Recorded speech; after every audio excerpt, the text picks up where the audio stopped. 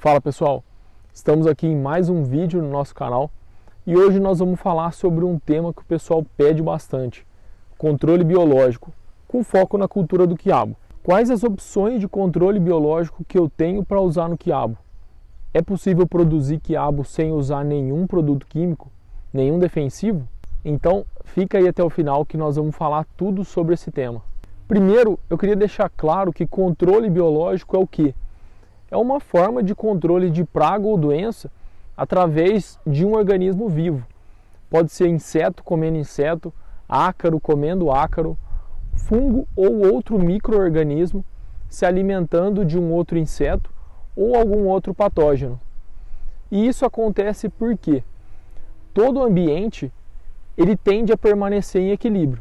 Nós alteramos aquele ambiente de alguma forma, introduzindo novas culturas ou trabalhando só com uma cultura e provocamos essa mudança. Então nós precisamos restabelecer esse equilíbrio de alguma forma.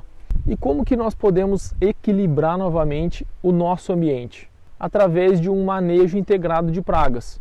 E uma das ferramentas que nós temos para isso é com o controle biológico. Então vamos começar falando de algumas das opções de controle biológico e para qual finalidade que eles podem ser utilizados. Primeiro, vamos falar de uma praga bem problemática que incomoda bastante os produtores de quiabo e causam grandes prejuízos a nossas lavouras. As nossas porque eu também sou um produtor de quiabo, que são os nematóides. Os nematóides eles não são insetos, eles são nemateumintos, são pequenos vermes de solo. Nós não conseguimos enxergar os nematóides a olho nu, somente com a ajuda de um microscópio, e eles causam danos severos nas raízes das plantas, podendo levar até a morte. Eles são de difícil controle e existem algumas opções de controle químico, mas a eficiência é muito baixa. Pela minha experiência, o que mais traz o controle de nematóides é a associação de controle biológico com a rotação de culturas. Hoje em dia nós já temos diversas opções de controle biológico no mercado para os nematóides.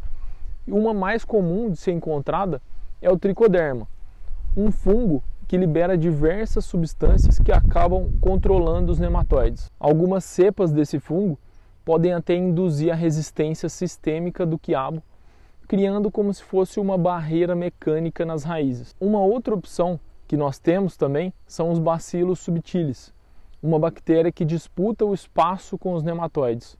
E como que ela atua? Criando um biofilme ao redor da rizosfera. Esse biofilme tem função de barreira mecânica e química. Mecânica porque dificulta a entrada dos nematóides e química porque libera substâncias que têm efeito nos nematóides. Além disso, essa bactéria também se alimenta dos exudatos radiculares liberados pela planta. Com isso, o nematóide fica desorientado no solo, fica sem se alimentar de nada e acaba morrendo de fome. Existem diversas outras opções, mas nós não vamos entrar em detalhes aqui em cada uma delas. Segundo, uma opção bem interessante de controle biológico também são dois fungos entomopatogênicos que controlam uma pancada de insetos e ácaros, que são o Beauveria baciana e o Metarrhizium. E eles fazem isso daqui, ó. Eles colonizam os insetos levando à morte. Existem diversas marcas comerciais com a mistura desses dois fungos. Eu já utilizei pelo menos 2 marcas e gostei bastante. Já utilizamos aqui na Fazenda Viçosa para o controle de cigarrinha e de diversas lagartas, no milho e no quiabo.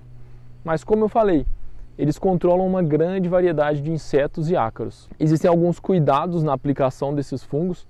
Você deve aplicar sempre nos horários mais frescos do dia, preferencialmente no final do dia e com umidade mais alta.